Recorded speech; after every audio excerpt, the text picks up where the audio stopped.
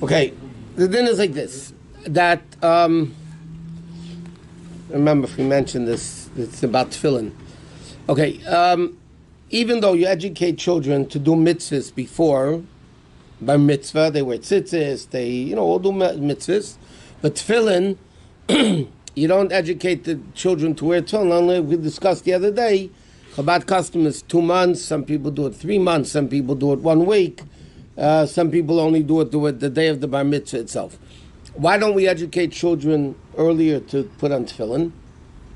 So one of the halachic reasons for that is because, like we said, we learned that tefillin need a guf naki, clean body.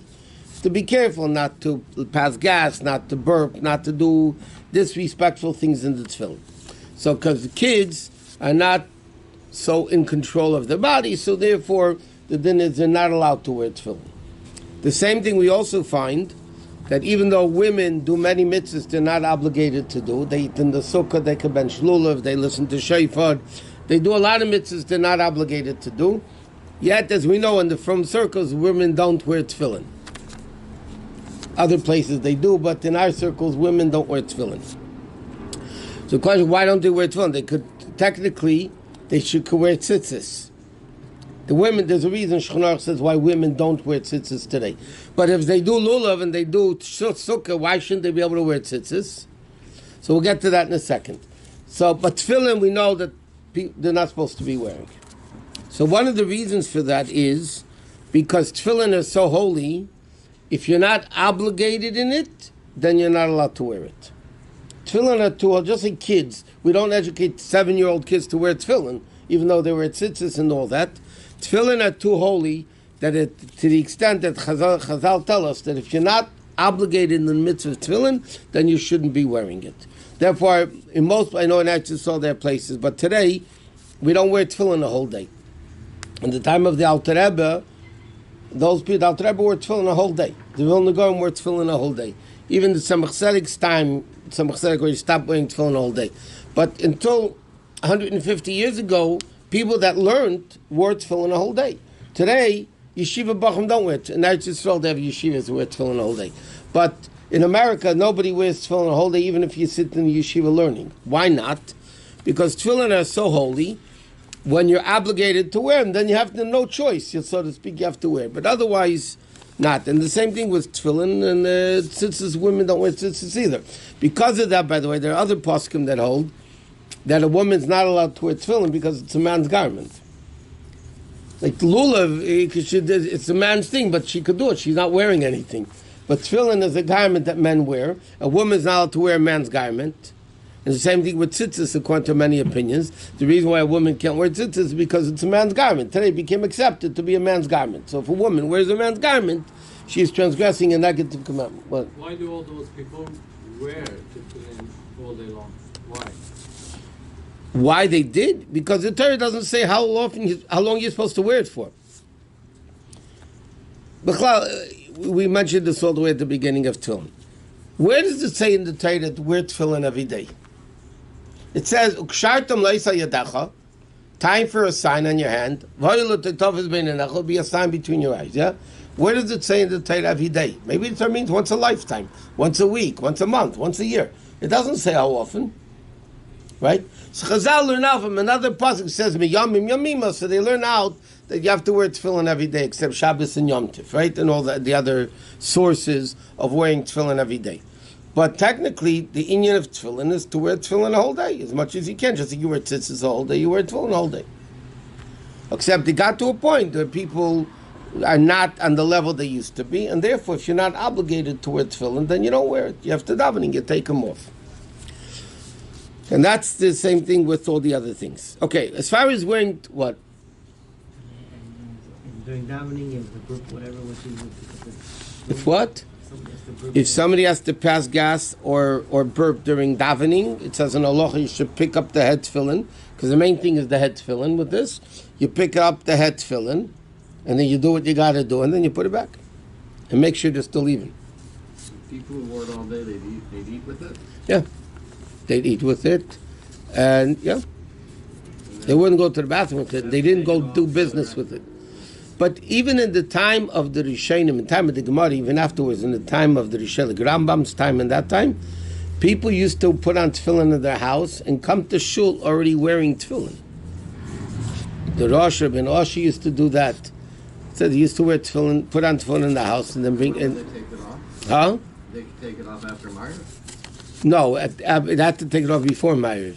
But it's not a problem to like walk in the street and. So it depends if there's dog manure or in the time of the Gemara, horses and cows. Or women that aren't dressed right or something. There is an issue with it. In fact, when the Rebbe came out with the tefillin campaign for people to, basically go into the street and put tefillin on with people. So the opposition, anytime the Rebbe came out with something, there was opposition anyway. Sometimes it was from the Chassidic circuits and the Litvish, there was always opposition. Which, by the way, that itself shows how important it was to do it. Because if it's not important, there's no opposition. You only have opposition when something is important to do. So they said, how can you put tefillin on with a guy when it says in halacha you're not allowed to think about women when you're wearing tefillin? You're going to put on a guy who's not from, you're going to put tefillin on a guy who's thinking about women. Okay? There's a bunch of printed answers from the Rebbe about this stuff already. But one thing the Rebbe explained, very simple. You stop a guy in the street and you put on tefillin with him, what do you think he's thinking about?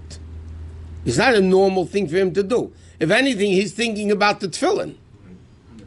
Yeah. That's what he's thinking. He's not thinking about the guys that wear tefillin. Those guys that were complaining were the ones that think about the women, like everything else. Those are the guys that got to be careful from. But the Rebbe says this logically, and then he said even more. On a doubt, maybe. What are you saying? Maybe you'll think, and because of that, you shouldn't wear tefillin at all. I mean, it's like ridiculous. What? Wear a hat and tefillin at the same time? How does it work? Well, you can't wear a hat and tefillin because the hat tefillin, unless you do some Kabbalah, about covering that. Huh? So these guys walking in the street with the tefillin on the head, they didn't wear hats. Oh yeah, for sure. They didn't wear hats. Well, they wore them up. If you wear, okay, like the Litvish guys, they down with their hats, but they wear their hats up and they have tefillin here, and they work it out. Huh? Yeah, but he's saying then you didn't wear a hat, right? In the olden time, they used to wear a turban. That's what he said. Some Rishonim, some poskim write, the Chidor writes, the Bikkur Yosef writes that years ago about women, we just learned yesterday about not taking off tefillin in front of a Sefer Torah or in front of your Rebbe unless if you turn to the side. So some poskim want to say that was only during the times there were turbans. So when you took off your turban, you actually uncovered your whole head. But today, you wear a yarmulke, right? And you just take off the tefillin because it's around the yarmulke. Turban was from Middle Eastern. It was not from Europe, was it? No, Middle Eastern. Middle Eastern. Yeah, the Rambam in Egypt and yeah. No, in Europe, in Eastern Europe, they didn't wear turbans. It was the Muslim countries where the Rambam lived. The Rambam wore a turban. Saw the picture of him is with the turban and other, yeah. But okay, last thing is about wearing tefillin chol hamoed. Is a big argument in halacha. Do you wear tefillin chol hamoed or not? So it basically does not depend if you go to work or not. That's, I don't know where they made that up from. The argument if you wear tefillin chol hamoed is like this. Very briefly, it's like tefillin is a sign. Kshartam la'os. It's a sign. Why don't we wear tefillin Shabbos and Yom Tov? So it says in the Gemara, because Shabbos itself is an ois. We say oisi, Shabbos is a sign, b'nei Yivim b'nei Yisrael. Shabbos and Yom Tov are an ois, a sign. So if you have the sign of Shabbos and Yom Tov, then you don't need the sign of tefillin. So the question of halacha is, what's with chol hamoed? Is chol hamoed like chol, and therefore it's not an os, and therefore you need tefillin? Or is chol hamoed like moed, which it really is, that you don't wear tefillin? So it's interesting, in Shulchan Aruch it comes out from the Alter Rebbe to wear tefillin chol hamoed, but the doubt's not a Kabbalah. In Siddur, the Alter Rebbe is basically, the way he puts everything together, we don't wear, in our circles, according to Kabbalah, more and more people, by the way, don't wear tefillin chol hamoed. You have all kind of tefillin, right? Yeah.